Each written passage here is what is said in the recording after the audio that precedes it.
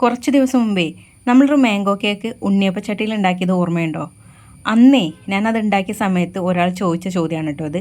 നമുക്ക് ആട്ടപ്പൊടിയിൽ ഇതുപോലെ chocolate cake ഉണ്ടാക്കിയെടുക്കാൻ പറ്റുമോ? നമുക്ക് ഉണ്ടാക്കാമല്ലോ. ആട്ടപ്പൊടി മാത്രമൊന്നുമല്ല, ഇതിൽ ശർക്കരയാണ് നമ്മൾ ഉപയോഗിക്കുന്നത്. അതുകൊണ്ട് തന്നെ നമുക്ക് ഹെൽത്തി ആയിട്ട് കഴിക്കാൻ പറ്റിയ ഒരു കേക്കാണ്. നല്ല സോഫ്റ്റ് ആയിട്ടുള്ള കേക്കാണ് കേട്ടോ. അതുകൊണ്ട് തന്നെ എല്ലാവരും ഒന്ന് ചെയ്ത് നോക്കിയോളൂ. ഉണ്ടാക്കി നോക്കുന്നവർ ഇതിൻ്റെ അഭിപ്രായം കൂടെ പറയണം കേട്ടോ. അപ്പോൾ നമുക്ക് എങ്ങനെയാണ് നല്ല സോഫ്റ്റ് ആയിട്ടുള്ള ആട്ടയും ശർക്കരയൊക്കെ ഉപയോഗിച്ചിട്ട് ഉണ്ടാക്കുന്ന ഈ ഒരു കേക്ക് ഉണ്ണിയപ്പച്ചട്ടിയിൽ ഉണ്ടാക്കിയെടുക്കുന്നത് നോക്കാമല്ലേ. അപ്പോൾ നമുക്ക് അതിന് വേണ്ടിയിട്ടേ ചെറിയ ചൂടുള്ള പാല് ഒരു 1/4 കപ്പ് വേണം.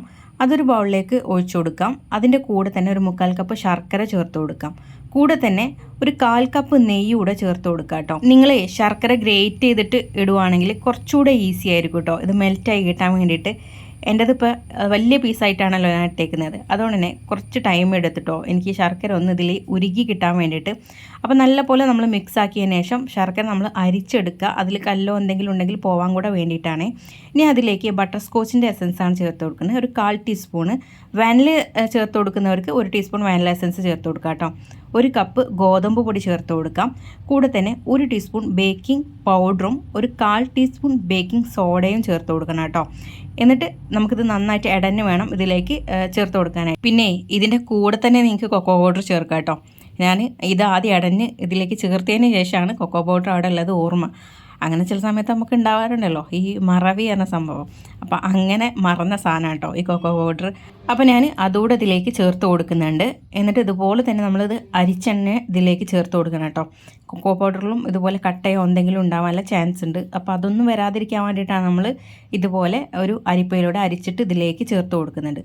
എന്നിട്ട് നന്നായിട്ട് നമ്മളിതൊന്ന് മിക്സ് ചെയ്തെടുക്കുക. കുറച്ച് നേരം നമ്മൾ മിക്സ് ചെയ്യണം കേട്ടോ. ഒരു 5 മിനിറ്റോളം നമ്മളിതിങ്ങനെ മിക്സ് ചെയ്യണം. കാരണം 5 മിനിറ്റോളം നിങ്ങൾ മിക്സ് ചെയ്താലാണ് ഇതിലെ കട്ടകൾ കംപ്ലീറ്റ് പോവുള്ളൂ. അതുകൊണ്ടാണ് ഞാൻ 5 മിനിറ്റ് നിങ്ങൾ മിക്സ് ചെയ്യണമെന്ന് പറയുന്നത് കേട്ടോ. അതിൻ്റെ മുൻപ് തന്നെ നിങ്ങൾക്ക് കട്ട പോയെന്ന് തോന്നുകയാണെങ്കിൽ പ്രശ്നമില്ല. അപ്പോൾ എന്നിട്ട് ഞാനിതൊരു ഇതുപോലെ സ്പാറ്റിലും എടുത്തിട്ട് ഒന്നൊന്ന് ഇങ്ങനെ ഫോൾഡ് ചെയ്തെടുക്കുന്നുണ്ട് കേട്ടോ. അപ്പോൾ ഇതാണ് കേട്ടോ ഇതിൻ്റെ കറക്റ്റ് കൺസിസ്റ്റൻസി. അപ്പോൾ ഇനി നമുക്കിത് എങ്ങനെയാണ് ചുട്ടെടുക്കുന്നത് നോക്കണ്ടേ. നമ്മൾ മുൻപ് മാങ്ങ വെച്ചിട്ട് കേക്ക് ഉണ്ടാക്കിയല്ലോ, അതേപോലെ തന്നെയാണ് നമ്മളിതും ചെയ്തെടുക്കുന്നത്. താഴെ ഒരു പാൻ വെക്കുക. അതിൻ്റെ മുകളിലായിട്ടാണ് നമ്മുടെ ഉണ്ണിയപ്പച്ചട്ടി വെക്കേണ്ടത് കേട്ടോ. ഈ വെള്ളമയമൊക്കെ കംപ്ലീറ്റ് പോയതിന് ശേഷം നമ്മളിതിലേക്ക് മാവ് ഒഴിച്ച് കൊടുക്കാൻ പാടുള്ളൂ.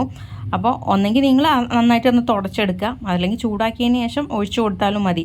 നമ്മൾ ചൂടാക്കിയതിന് ശേഷമാണ് ഈ ഒരു മാവ് ഒഴിക്കുന്നതെങ്കിൽ നമ്മളെ ഈ ഒരു ടൈമിൽ വ്യത്യാസം വരും കേട്ടോ. നമ്മൾ ചൂടാക്കാതെ ഒഴിക്കുകയാണെങ്കിൽ നമുക്ക് ഏകദേശം ഒരു 10, 12, 15 മിനിറ്റോളം ചിലപ്പം സമയമെടുക്കും. അതല്ല പാന് ചൂടായതിന് ശേഷമാണ് നിങ്ങൾ ഒഴിച്ചെടുക്കുന്നതെങ്കിൽ ഏകദേശം ഒരു 8 മിനിറ്റ് കൊണ്ട് തന്നെ ഇത് വെന്ത് കിട്ടും കേട്ടോ. 5 മുതൽ 8 മിനിറ്റ് വരെ നിങ്ങൾക്ക് സമയം നോക്കിയാൽ മതി. 5 മിനിറ്റ് കഴിഞ്ഞൊന്ന് തുറന്ന് നോക്കിയിട്ട് ജസ്റ്റ് ഒന്ന് തൊട്ട് നോക്കിയാൽ നമുക്ക് മനസ്സിലാവും വെന്തിട്ടുണ്ടോ എന്നുള്ളത്.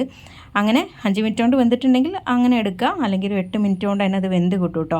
അത്രയും എളുപ്പത്തിൽ ഇത് വെന്ത് കിട്ടുന്ന ഒരു കേക്ക് കൂടെയാണ്. അപ്പോൾ കണ്ടില്ല, നല്ല സോഫ്റ്റ് ആയിട്ടുള്ള കേക്കാണ് കേട്ടോ. അപ്പോൾ ഇനി നിങ്ങൾ കുട്ടികളോട് നമുക്ക് ഇവിടെ അവനില്ല, അതുപോലെ തന്നെ ബീറ്ററില്ല എന്നൊന്നും പറയേണ്ട ആവശ്യമില്ല. നമുക്ക് നല്ല കേക്ക് ഇതുപോലെ ഉണ്ണിയപ്പച്ചട്ടിയിലും നമുക്ക് ചെയ്തെടുക്കാവുന്നതേ ഉള്ളൂ.